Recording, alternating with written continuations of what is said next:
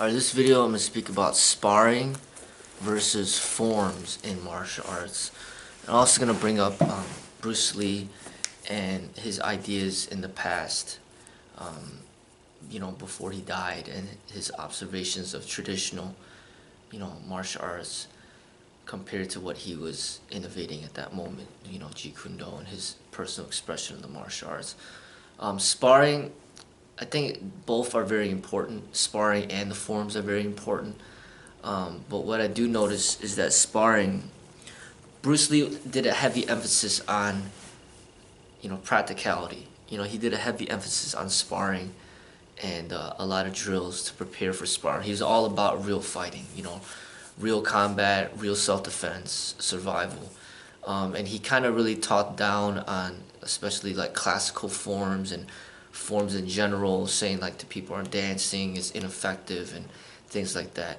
I'm gonna defer with Bruce Lee in a way, of where I'm not gonna talk down on the forms, but I'm gonna embrace the forms just as much as I embrace the sparring. At the time, Bruce Lee was pretty much all for the sparring and really against the forms. And maybe if he kept living, maybe his ideas would have changed. But at the time that he was expressing himself, that was kind of his ideas at the moment. The difference with me is that I'm going to say that the forms are very important and the sparring is very important. But for some people, for most people, the forms are going to be more important than the sparring. And for other people, the sparring would be more important than the forms. Now, the sparring, what I notice is that very few people are fit and capable to spar.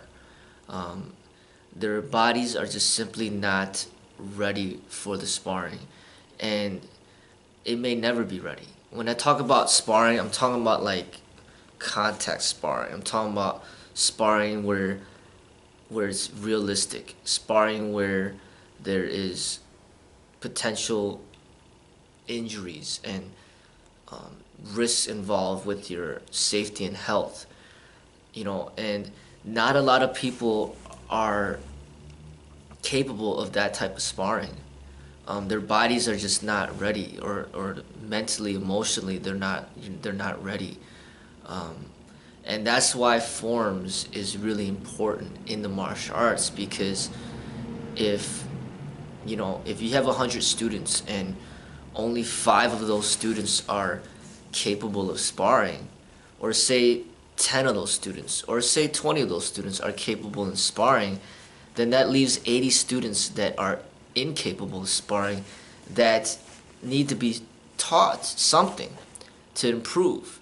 And as a teacher, favoring the 20% over the 80% is not good for business. I mean, you will more than likely go out of business if you're focusing on 20% of your clientele. 80% of your clientele are not ready for sparring, and they're more suitable for forms training. And if you ignore that aspect, you're not going to be a successful school owner or a business person. So, yes, the sparring is important, but also, even as you age, Bruce Lee died at 32, which is a relatively very capable age to be at.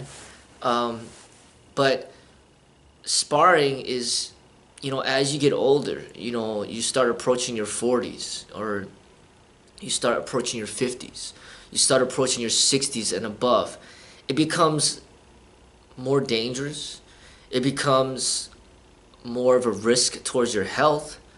And it may potentially become more of a detriment towards your health if you don't do it the right way. It's basically, it becomes more of a challenge to express sparring in a safe and healthy way towards your individual growth as you age. So You know, somebody who's 30 years old, 20 years old, sparring could be great training for them. But sparring for a 60-year-old, a 70-year-old, it's not necessarily going to be the type of training that's going to be the best for his health. So that's the thing, you know, where forms training is good for people of all ages. It's good for young children, it's good for teenagers, it's good for 20-year-olds, 30-year-old, 40, 50, 60, 70, 80, 90, 100 years old. Forms training is for everyone, no matter what age. But contact sparring is only for people.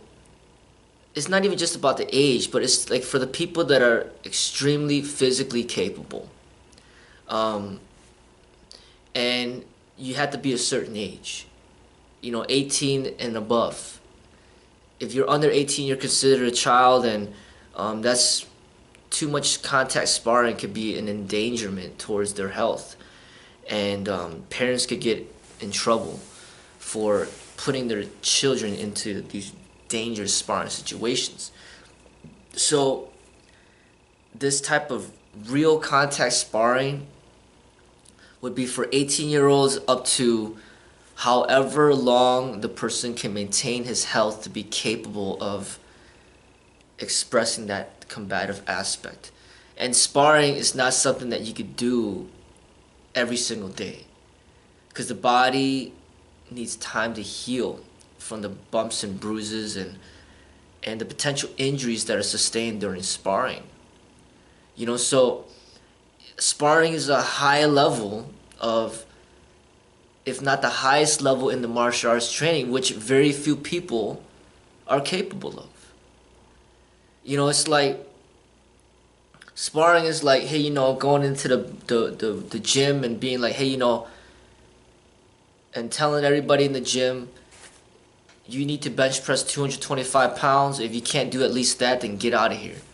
So then you go in the gym and there's, say, 500 people, and say only, you know, 50 of those people could bench press 225 pounds or more. And now you got 450 people that can't do it, and they all leave the gym. I mean, how good is that going to be for the business of the gym? You know, like, they're not going to make that much money. Forms training is like, hey, you know, everybody can come in. You know, if you can't do 225 pounds bench press, that's fine. You could do push-ups, you could do squats, you could do treadmill, you could do elliptical, you could play basketball, do whatever you want. That's like forms for the martial arts. Forms training is like for everybody. Everybody could get involved. Sparring is for the selected elite martial artists that are physically and mentally and spiritually, also spiritually ready for this type of training. And it's just very few people. Bruce Lee obviously was at that level, but you don't have a bunch of Bruce Lees walking around in this world, white, black, Asian, or whatever. Very few people would be able to spar the way that Bruce Lee was trying to teach people to spar. You know, and that's why that type of training is just really, it's not practical for the average person. You know, it's, so Bruce Lee's teachings are not for everybody, you know, as far as that aspect of his teachings. Now the forms I've learned to really appreciate, you know, and Bruce Lee might have been speaking against the forms, saying, hey, you know, it's classical, it's, you know, it's dead, it's set in stone, it's, you know, lacking creativity, it's like a dance, and, you know, but at the same time, think about it. It's like a dance, but then, okay, Bruce Lee was a dancer before he started training martial arts. Bruce Lee was a cha-cha dancer himself. You know, Bruce Lee was a champion cha-cha dancer. So Bruce Lee was a good dancer. So what's wrong with dancing? There's nothing wrong with dancing. Bruce Lee was a dancer himself. So if you practice combative techniques and you dance with the techniques. What's wrong with that? There's nothing wrong with that. And you know, it's a fun way of exercise. And okay, he could talk bad about forms all he wants. But Bruce Lee clearly would mention that he would go jogging or running for like a few miles. Okay, so jogging and running is repetitive. And that is just something that you're just repeating the same thing over and over again. So forms could be the same way. You're just repeating, techniques over and over again. There's nothing wrong with repetition. Repetition is how you improve upon your skill sets. So rather than just jogging for 10 miles and then it takes you an hour, if you practice forms for an hour, you more than likely may be better off for martial arts than you would be just jogging for an hour. Because just jogging for an hour is not going to have that much relevance to combat. You're not punching, you're not kicking, you're not conditioning, you're not working all the muscle groups that are involved within fighting. So practicing forms for an hour can actually be more beneficial for combat than running for an hour, or jump roping for an hour, or swimming for an hour, or biking for an hour. So another thing is, Bruce Lee, was talking about the forms, bad about the forms, but at the same time, he wrote down all these techniques in his books. Hundreds, if not thousands of techniques in his books. So basically the forms are just basically a mental remembrance of your techniques and a physical expression of it in a sequential order. So as he's writing, as he's organizing his ideas, he's writing down a list of his kicks, a list of his punches. He lists kick number 2, kick number 3, so on and so forth till he gets about 200 kicks or more. And then he lists punch number 1, punch number 2, 200 or more punches, all listed. So that right there is set. So he picks something and he sets it, and then he's organizing his techniques into something that he put on paper. So forms are the same thing, but you do it in your mind and you do it through physical expression. You might not write it down, but you got all 200 of your kicks that you practice over and over in sequential order. There's nothing wrong with that. Bruce Lee was doing that with his books. And people who practice martial arts do that with their forms. Another thing that Bruce Lee was talking about, hey, forms they don't change. They're stuck the way that they are. Tradition is bound by permanency and so on and so forth he's talking about. But his movies are the same thing that these forms have been doing in the past. So his choreographed fights in his movies are stuck that way. The way that he fought Danny Asano is the same exact way that it'll be that way every single time you watch it, because it's permanent, it's filmed. It's the same fight every single time. When he's fighting Kareem Abdul-Jabbar, same fight every single time you watch it. When you're watching him fight Chuck Norris, same fight every single time you watch it. So that's permanency. That's no different than you practicing a form the same way every single time, day in and day out, for like 10, 15, 20 years. Like you're doing the same thing over and over again. Just like he did the same thing by filming himself doing something over and over again. So his permanency is in his movies. His permanency is in his books that have been published. That's the same thing over and over again. That doesn't change. So when you got these forms that martial artists practice, that they created, and they do it the same thing over and over again, that is the physical expression of it. That is the mental expression of it. That's living. That is no different than what he was doing himself. And the thing is, forms are extremely important, and everybody's practicing the martial arts.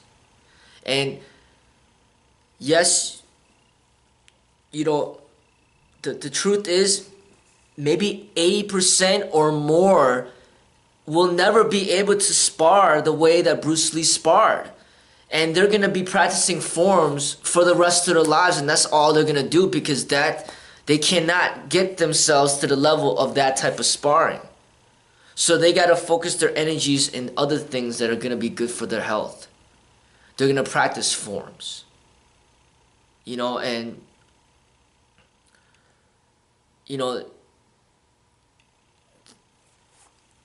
his exercise regime is a form in itself. That he says, I do 2,000 punches every day and I do 1,000 kicks every day. That in itself is a form. It's something that you decided to do, and you might do it out of order every single time, but it's still practice. No matter if you practice in order or you practice out of order, you're still practicing. Some people decide to create forms where they practice in order every single time. Some people practice out of order every single time, and they just do whatever they want to do. Like somebody just punches the punching bag for an hour. Okay, that's fine. But then there's other people that will punch. They would practice the same techniques in the same order every single time, and there's nothing wrong with that. There's beauty in that as well. Because when you do the same thing over and over again, you can also teach other people to do the same thing over and over again. And then you can all do the same thing over and over again together. And that's the beauty of the form, is it creates community. It creates family bonds. It creates something in common that you have with your fellow training partner or your fellow martial artist. And I see a lot of beauty in forms. I see the beauty in sparring. I appreciate both. And too much emphasis on the sparring, it is something that breeds fighters. It breeds ego, competitiveness. Because sparring, you constantly need to fight against somebody else to prove your might, or to prove your speed, or to prove your technique and skill. And that is a very egoistic, competitive, and unspiritual practice compared to the forms where it's not directing the energy towards other people, but it's directing it towards yourself to improve upon the technique within yourself. And you don't need another person to fight with. You simply practice on your own, and you constantly work towards bettering yourself in the forms that you do. It's more spiritual. So his teachings and his expression in that aspect is kind of incomplete. He was practicing forms without realizing he was practicing forms. And he was talking down on the tradition, not realizing the benefits of that type of training for people that are different from him. Not everybody's going to be like Bruce Lee. Very few people are. 80%, if not more, of the population will need to train in these more meditative, spiritual, unified way. Where if you turn the martial art into something that is dance-like, it can be something potentially beautiful within its expression. Not everything's all about fighting and to see how fast you are compared to the other person, how fast your punches are, how fast your kicks are. how strong you are, how powerful you are. Not everything is always about that, because very few people can even compete with these professional athletes at that level. People practice martial arts as a way of physical therapy to heal shoulder pain that they might have, to heal knee pains, to heal these bodily injuries that they've sustained through life. People practice martial arts as a way of meditation to gain inner peace and enlightenment. People practice martial arts as a way of getting stronger, getting fitter, feeling younger, being more flexible, building confidence within themselves. People practice martial arts for many different reasons. It's not always about, hey, you know, I'm the best sparrer out there, I'm the best fighter out there, and it's not always about that. You know, so there is a lot of beauty to forms, but practicing a form that somebody else created that you don't understand, that you have no special blood bond to or no special connection to, can be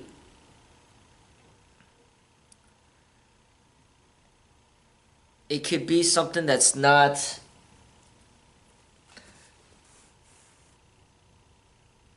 it might not feel right, you know, spiritually or creatively from within.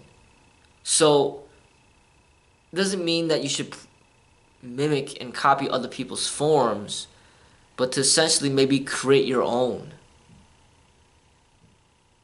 Create something that's uniquely yours. Bruce Lee had a problem with Wing Chun because he didn't create it. It wasn't his.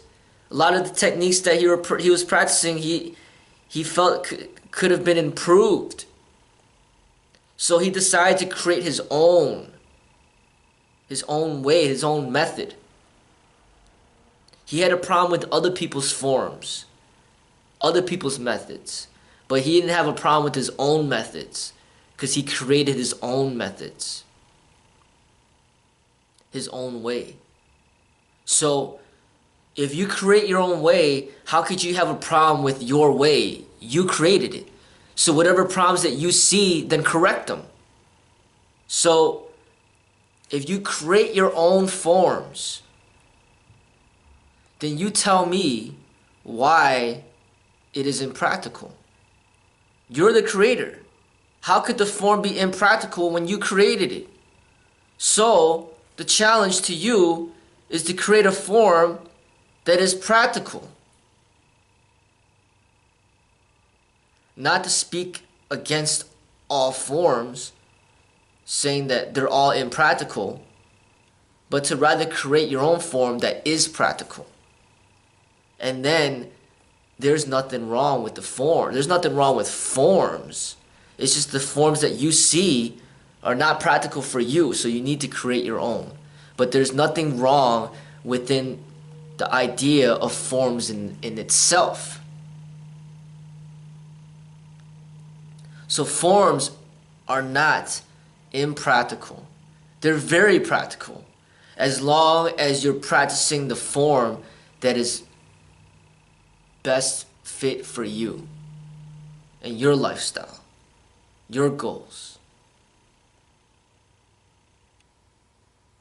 You know, so I embrace the sparring, I embrace the forms, and I encourage people to open up their minds to the forms and in embracing them as well, because that is where the spiritual is. That is where the health is. That is where enlightenment can occur. It's going to be much more difficult to find enlightenment within the sparring and inner peace and health and longevity. Sparring is only one aspect of the martial arts there shouldn't be too much emphasis on that. And that's where I think the problem with Bruce Lee, that the followers of Bruce Lee, where they don't get it, because he died before completing his art. His art was only half expressed, if that. And then the people don't see the other side, the beauty of the other aspects of the art in its entirety.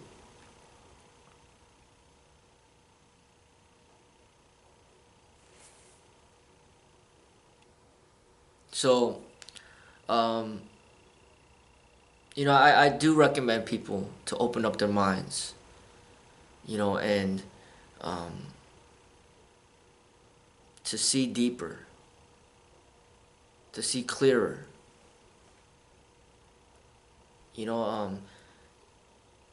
Through time, I've really learned to appreciate forms, especially since I am the creator of the forms that I practice. And now I teach my students to practice these forms that I've created, and it's a very beautiful thing. And sparring, it's nice, but don't put an overemphasis on it, because martial arts is just so much more than just that.